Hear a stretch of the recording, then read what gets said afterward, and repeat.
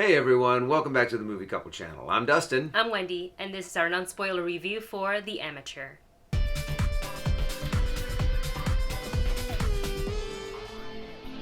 The Amateur follows Charlie Heller, a CIA decoder whose world came crashing down when his wife dies in a London terrorist attack. When his supervisors refuse to take action, his intelligence becomes the ultimate weapon as he embarks on a dangerous trek across the globe to track down those responsible.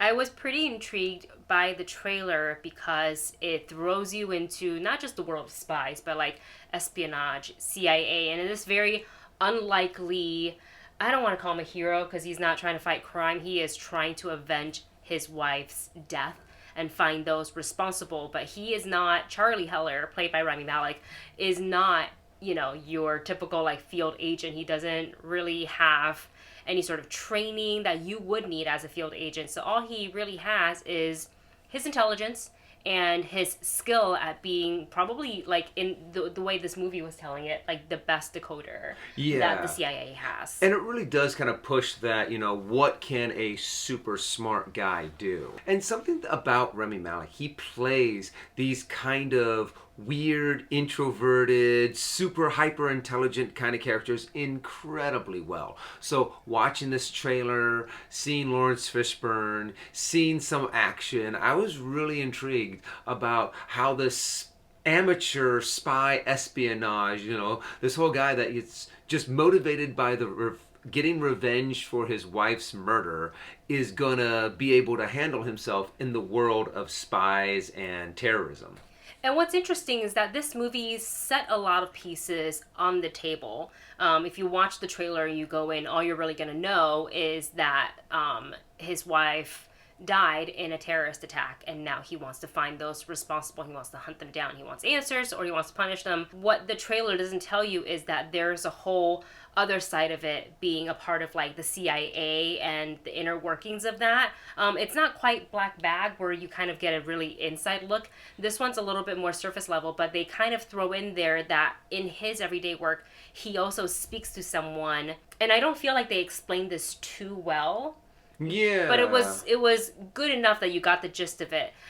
Someone who would feed him very sensitive information that could, depending on how he uses it or if it gets out, it could potentially harm the agency. So that kind of set the pieces in place on top of his wife being murdered, and he sort of uses the piece of information he gets to try to coerce his supervisors to say, hey, I am going to go find those responsible. You can help me or you can not help me, but I'm doing it. And also, oh, by the way, I have this information. Oh yeah, sure. And then we do get Lawrence Fishburne in there, who you do see is the guy that kind of trains him a little bit. He's Morpheus again. Yeah. But like way more hardcore. And there was a lot there that I feel like was really fun, is the fact that this guy is just trying to, it's kind of like a pig on roller skates, trying to during his training. Not just during his training, but he's also, it shows him kind of grow into this role. The way that he is actually, trying to figure things out, trying to figure out how do I actually get these people that I know have the information that I need to give me the information that I want, and it doesn't go very well the first couple of times. Right. And it's actually, there are some good character growth moments throughout this movie. Yeah, and I was really intrigued in what tools that he was going to use in... Well, finding the people was not a problem. This man worked for the CIA. Yeah. Like, he could tap and hack into literally anything everywhere in the world, and that was really a lot of fun to watch. Like, when I sit down to watch a spy film, when there's a hacker involved, like, that's usually a lot of fun because they're just clicking out away on their clipboard, and it's like zoom in on this facial recognition, that. So that's a lot of fun to see. But what was really, you were talking about growth, and I think for the character Charlie, is that his job never really involved him being violent or being involved in like a violent act, such as like hunting someone down and killing them. So by nature, he is not a killer. So even with all the training that was given to him by Lawrence Fishburne's character, he isn't good at it. He hasn't really spent time. He's just okay at it, but what he's good at is decoding and setting up puzzles, and he's really smart. So he is got the cat and mouse game, and he's 4, 5, 6 steps ahead of all these other people that he's trying to get to. And then you kind of add onto this tangled web of the CIA saying, no, he cannot go rogue, and he cannot also let out this very sensitive information, and they chase him. And because they are the CIA, they do give him a run for his money. Yeah. And I like seeing that. I didn't want them to make it easy for Charlie. Like, he had to kind of like figure it out along the way. So that was a lot of fun. But I will say this movie, while all those fun parts are like fun and intriguing, and great to watch, they were also adding a lot of things that were not explained well or not fully fleshed out. So it's kind of, for the audience, you're sitting there and you're like, okay, is this open-ended because I'm supposed to believe it's open-ended, or you just didn't put in, or you edit out too much of the detail. And I'll use the John Bernthal character for that example. Is that you see him in the trailer, he looks really cool. He's got a swagger to him, obviously a field agent. I couldn't, like, if he wasn't in the movie, it'd still be the same movie. And that's disappointing. Yeah, I feel that there's a lot of moments like that to where I'm kind of like, yeah, if they completely removed John Bernthal's character, I don't even remember his character's name, actually, that you would not have changed anything in the story whatsoever. And I feel like there was a lot of moments to where you're like, wait, you kind of just glanced over that. Wouldn't that have a bigger effect? I feel like there was a lot of plot holes and a lot of moments that they really could have cut down in this movie. And also the way that they kind of presented the ending. I feel like they kind of had this, they touched on a certain, I don't want to give any spoilers, but I feel like they touched on a certain moment, and I'm like, that's just completely ridiculous. There's no way that moment would have happened in that way.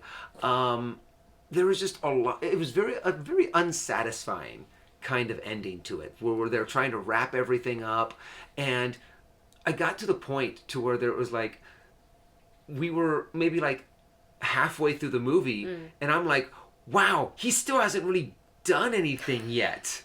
I still feel like there isn't really, what they promised us in the trailers was a little bit more action-packed, but there really isn't much action in this movie at all. Right, and I think that is, has to do with him not being a trained field agent, so like fighting and guns was out of the question, though I will say he kind of held his own pretty well with one of the suspects not one of the suspects, but one of the killers, or one of the people involved that he went after. And I will also say, like, the way he rigged things up in order to get information out of them, because he has to go and speak to them first to get to the next target, to kind of confirm the next person he's going to kind of get to the big honcho, who is very elusive. So that was the hardest one to find. And it's very unique, and that's what I liked about it. Like, one of them, I'll just, give you, like, maybe a little bit light spoiler, but it has a lot to do with, like, pollen, like, from flowers. And as someone who suffers severely from allergy, I felt that. I was like, wow, I've never thought I see a movie uses flower pollen and one's allergy against them in that way specific. So I appreciate that. But yeah, this movie, it's, like, the pacing and I was thinking, okay, this is a slow burn kind of movie. We're going to let the character grow. We're going to let his, like, vengeance kind of fester. And it's all going to blow up to a big climax at the end.